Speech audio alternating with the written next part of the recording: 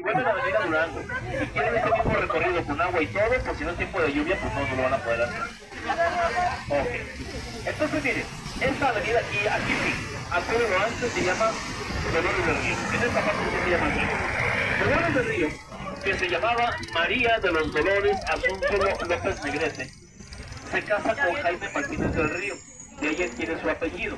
Jaime Martínez era una persona con mucha economía que incluso se lleva a Dolores del Río 2 años de luna de miel hacia Europa.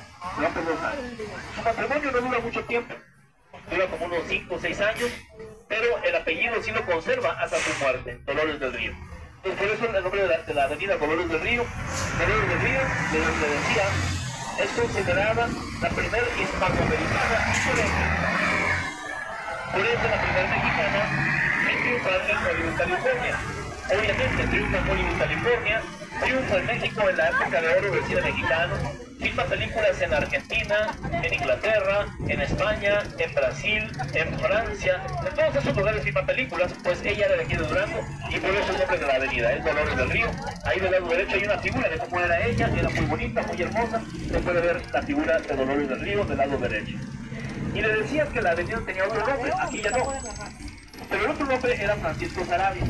Francisco Saravia es recordado como el padre de la aviación. Él había nacido en Ciudad Lerdo, Durango, también era duranguense, el padre de la aviación. Se lo conoce así porque fue el primero que fue a la escuela de aviación y de mecánica de aviación en varias partes de México. Y ahí surgieron aviadores de mucho renombre posteriormente. Pues por eso a Francisco Saravia se le recuerda así. También le gustaba la velocidad. En una ocasión hizo un viaje desde la Ciudad de México hasta Nueva York en solamente 10 horas con 43 minutos y sin escalas. Después repitió la hazaña yéndose desde Washington D.C. hacia la Ciudad de México, pero no alcanza a hacerlo. Apenas había partido de Washington D.C.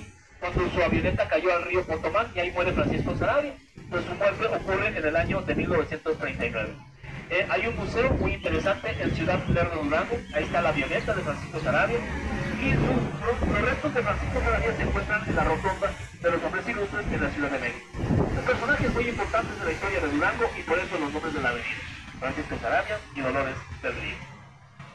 Vamos a dar vuelta aquí a la izquierda y vamos a ver este complejo de salas. ¿Ya lo puede ver? Es un lugar enorme. Tiene 55.200 metros cuadrados.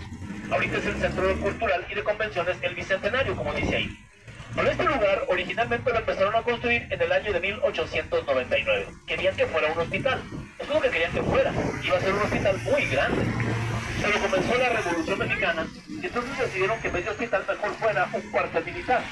Eso fue, un cuartel. Hasta que en el año de 1937 lo convirtieron en un internado.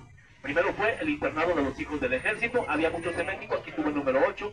Después fue el internado Juana Villalobos y ahora, como ya le digo, es el Centro Cultural y de Convenciones El Bicentenario. Pero mire con lo que se va a encontrar si usted visita este lugar. Vea hacia la derecha. Mire nada más qué obra de arte, esos murales muy bonitos elaborados en piedra cantera. Vean nada más qué bonitos. Están acomodados cronológicamente, de izquierda a derecha, así como fue pasando la historia de Durango, así están acomodados. Ahí los puede ver del lado derecho.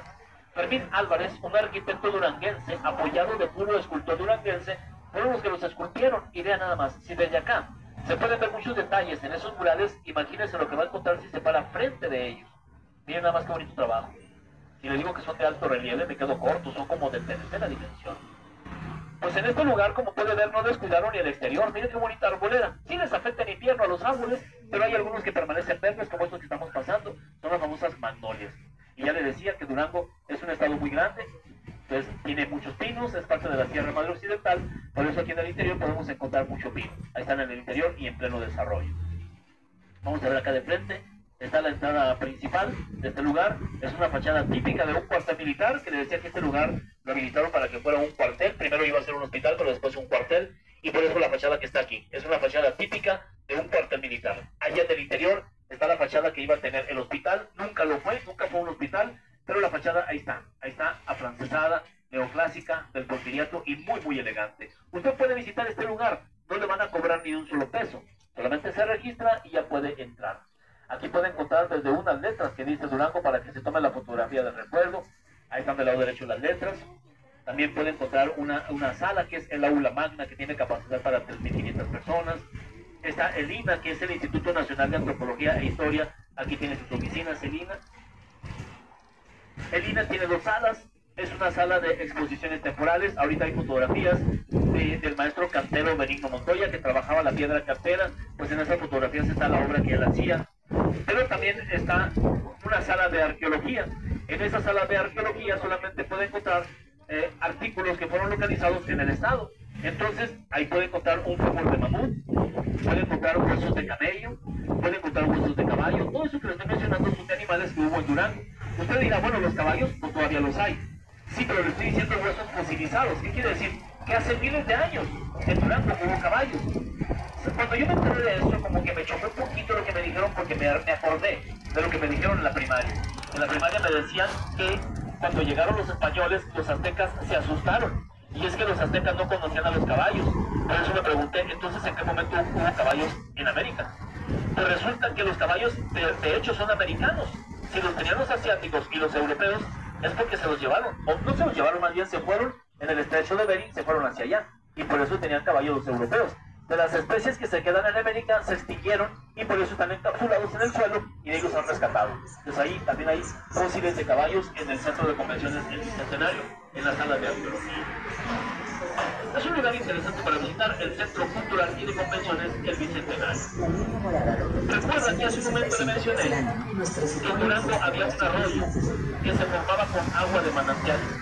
Imagínense el lugar donde estaban los manantiales, como estaba pantanoso, todo el día y todos los días saliendo agua de ahí. Estaba tan pantanoso que, fíjense, dice la historia que era un lugar sombrío.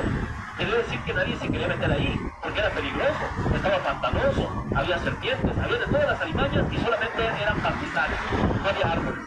Había que rescatar ese lugar. A principios del siglo XX estuvieron investigando a ver qué se podía hacer para rescatar ese lugar de tanta humedad y encontraron que había un árbol que pudiera funcionar. A largo plazo, para que pudieran funcionar, teníamos los eucaliptos australianos. Trajeron algunos eucaliptos, los mataron y como los eucaliptos absorben demasiada humedad, pues el lugar ahora se encuentra firme por causa de los eucaliptos australianos. Pero además, lo que no existía a principios del siglo XX, que era un bosque, ahora lo tenemos. Un bosque con más de 40 especies diferentes de árboles. Pero además, este lugar también se ha convertido en un hábitat de más de 130 especies diferentes de aves.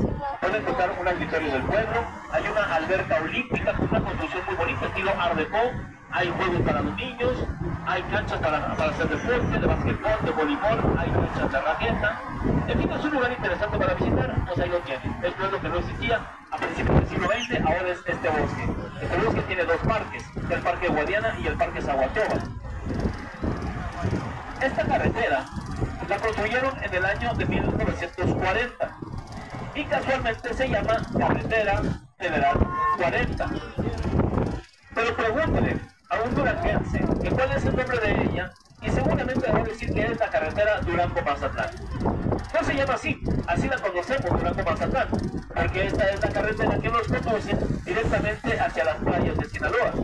Solamente 230 kilómetros y ya estaríamos en Mazatlán, Sinaloa. Pero esta carretera tiene mucho más que 230 kilómetros.